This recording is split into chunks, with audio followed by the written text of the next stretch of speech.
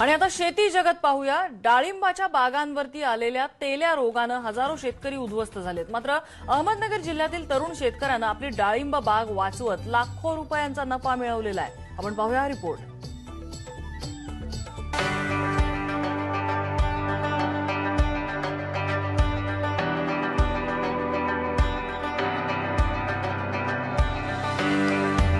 अहमदनगरच्या राहता तालुक्यातील तिसगाव प्रवरा गावात ही डाळिंबाची बाग फुलली आहे।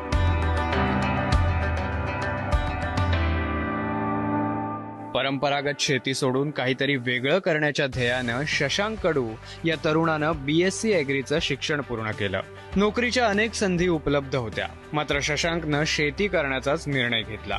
गेल्या काही दिवसांपासून डाळिंबाच्या बागांवर तेल्या रोगाचा प्रादुर्भाव झालाय, पण अशाही परिस्थितीत कष्ट आणि योग्य नियोजन करत त्यानं ही डाळिंबाची बाग फुलवली आहे।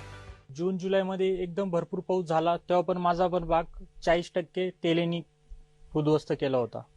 पण त्याच्यानंतर स्प्रेचं योग्य नियोजन, फर्टिलायझर मॅनेजमेंट, स्प्रेची योग्य काळजी, त्याच्यामुळे आज मला चांगलं फळ मिळालंय। जवळजवळ माझा आज 20 टन माल हार्वेस्ट झालाय, तेलेचं वातावरण असताना सुद्धा। शशांकच्या 3.5 एकरावरील डाळिंबाच्या बागेतून यंदा 20 टन डाळिंबाचं उत्पादन झालं। 4 लाखांचा उत्पादन खर्च सोडल्यास त्याला 15 लाखांचा नफा मिळालाय। गेल्या 4 वर्षात शशांकनं केवळ डाळिंबाच्या उत्पादनातून 1 कोटी कमावले। शशांक आता इतरही शेतकऱ्यांना आधुनिक शेतीचं मार्गदर्शन करतोय।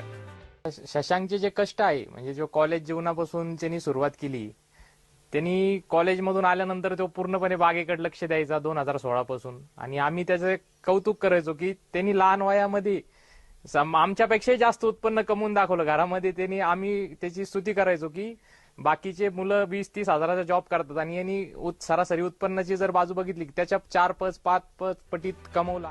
डाळिंबाची शेती हा देखील एक करिअरचा उत्तम पर्याय ठरू शकतो, हे शशांकच्या यशोगाथेतून सिद्ध होत आहे।